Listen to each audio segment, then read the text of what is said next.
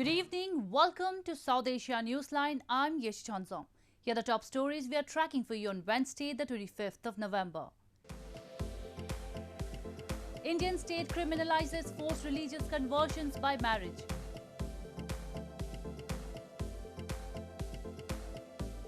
Foreign donors pledged $12 billion over 4 years for Afghanistan with tougher conditions. And Pakistan cabinet approves anti-rape laws providing for harsh punishments. And now for all the details. To control the rise of cases in new coronavirus infections, several Indian state governments imposed severe restrictions, among which was the rise in fine imposed for people not wearing masks at public places. While Himachal Pradesh state reintroduced night curfew in 4 of the worst hit districts, Punjab also imposed night curfew, doubling fine for flouting COVID guidelines.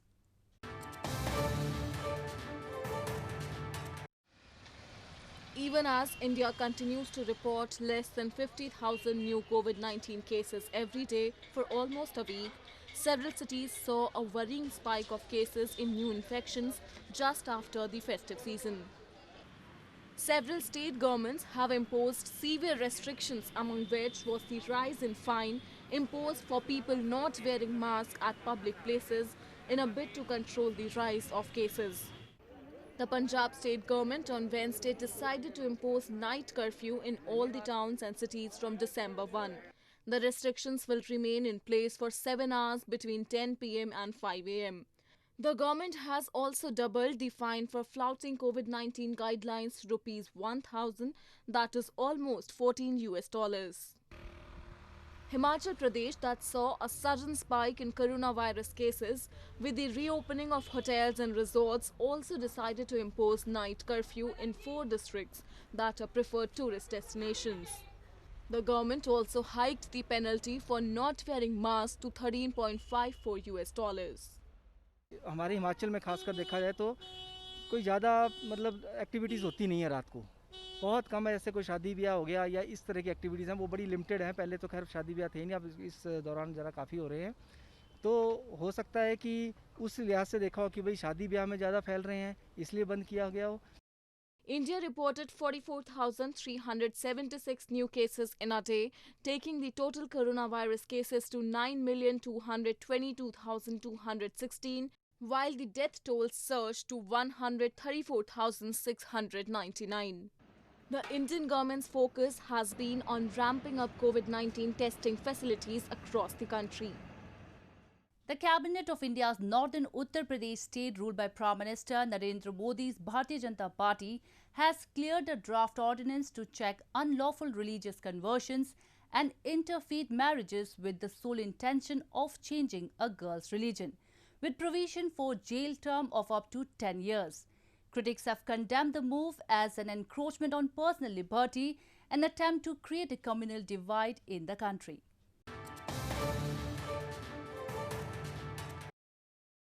India's ruling BJP, the Bharatiya Janata party, approved a decree in northern Uttar Pradesh state on Tuesday, laying out prison terms for anyone compelling others to convert their faith or luring them into these conversions through marriage. The move follows a campaign by hardline Hindu groups against some interfaith marriages that they describe as love jihad, accusing Muslim men of engaging in a conspiracy to turn Hindu women away from their religion by seducing them. Under the new law, a marriage will be declared null and void if the sole intention was to change a girl's religion. Those getting the conversion done in violation of the law would have to face jail term of up to 10 years. A man and woman belonging to different religions will have to give 2 months' notice to the district magistrate before they get married and will be allowed to tie the knot if there are no objections. और हमारा लक्ष्य यही है कि उत्तर प्रदेश के अंदर यह लोगों को पता चलना चाहिए कि छल और प्रपंच से, धोखाधड़ी से, किसी को गुमराह करके, अपना नाम छिपा करके, अपना धर्म छिपा करके जो धोखा देने का अब तक काम होता रहा है वो आगे नहीं होने पाएगा। उसके लिए कानून का शिकंजा तैयार हो गया। The BJP-ruled states of Haryana and Madhya Pradesh have also sought to bring a similar law. At least 5 opposition-ruled states have condemned the move as an encroachment on personal liberty and an attempt to create a communal divide in the country. Moving on, foreign donors demanded an immediate ceasefire in Afghanistan on Tuesday in a virtual global donor conference hosted from the UN in Geneva as they pledged around $12 billion in aid over 4 years, but tied their money to civil rights being upheld in peace talks with the Taliban.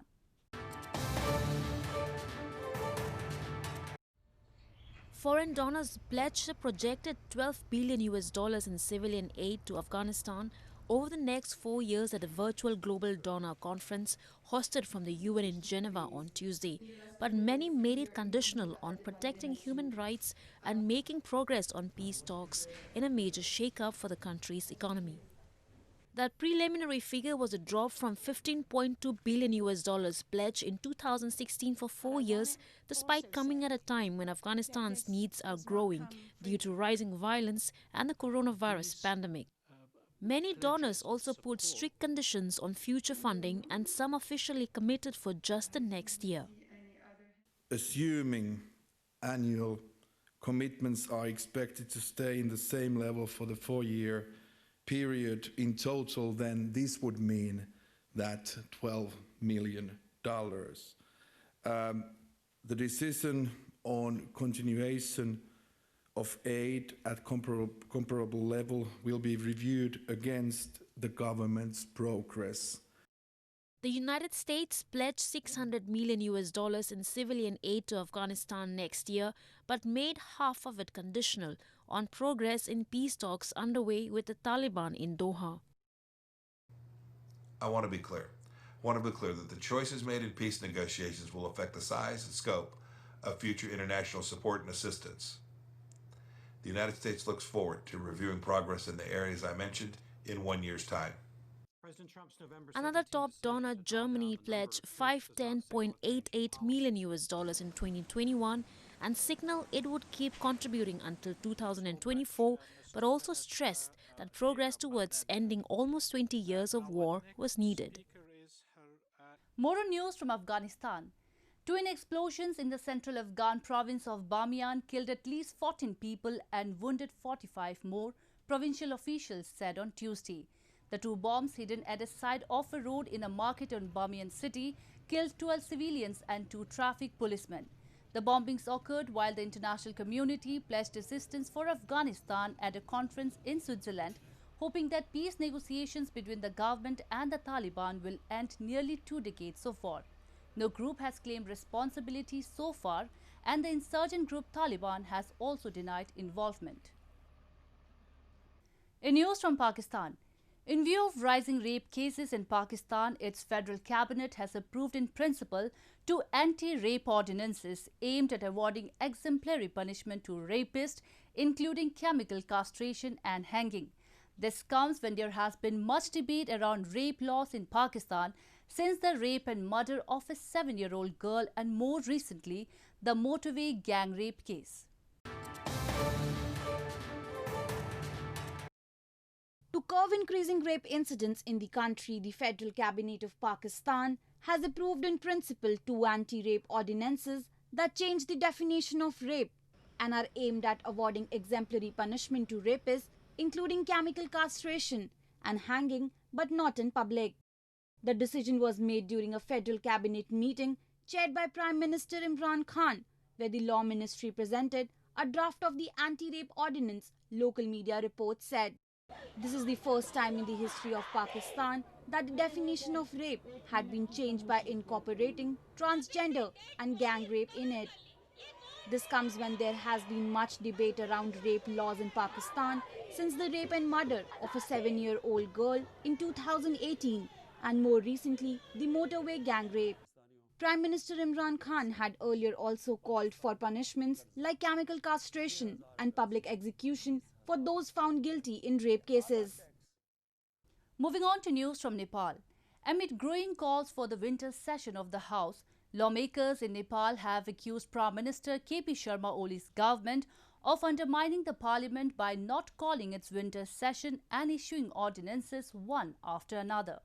The budget session ended on 2nd of July after the Oli government suddenly recommended prorogation.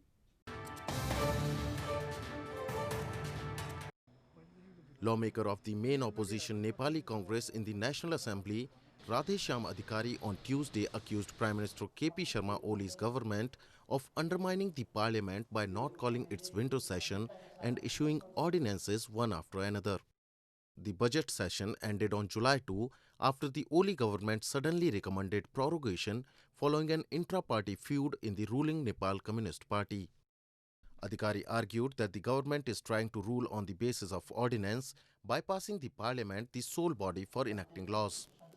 Echoing similar sentiment, former Speaker Damannath Dhungana said the government, by not calling the new session of parliament, was trying to give an impression that other organs of the state were not significant. Meanwhile, amid growing calls for the winter session of the House, Speaker Agni Sapkota said that his office is fully prepared to hold the meetings, leaving it up to the government to decide. In news from Sri Lanka, the Sri Lankan government is digging a moat around one of its largest landfills to keep out hungry elephant herds and reduce conflicts between the animals and villagers. Dozens of elephants lumber out of the forest daily into the garbage dump in eastern Ampara for wilted vegetable scraps. Every day, dozens of elephants lumber out of the forest into one of the Sri Lanka's three largest landfills in eastern Ampara district, located next to a wildlife protection zone, looking for something to eat. They rummage through heaps of trash, picking out wilted bits of vegetables with their trunks. The elephants have also been eating plastic along with the food scraps, and this is now slowly killing them, officials say. Electric fences were put up, but the elephants have made their way in and have been helping themselves to the easy food supply. The government is now digging large trenches around the facility to keep them out, but villagers are not convinced.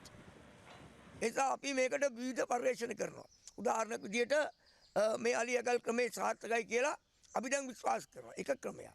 ඊළඟට මොන්රාගල දිස්ත්‍රික්කයේ සමහර තැන්වල විවිධ පර්යේෂණ කරමින් තියෙනවා. The dam is not the only target of the hungry elephants. The villagers in the area have always had an uneasy coexistence with the wild herds, but the situation is only getting worse, local residents say. Human deaths due to elephants number between 20 to 80 per year. Moving on, a village in India's southern Kerala state has been witnessing a surge in tourist footfall amid the COVID-19 pandemic due to an invasive aquatic plant that has lent a scenic attraction to the location.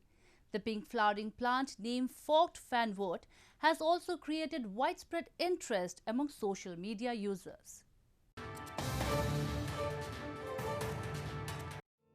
Avalapandi village in Kozhikode city of India's southern Kerala state is witnessing a surge in tourist footfall even amid the pandemic, as an invasive aquatic plant has lent a scenic attraction to it.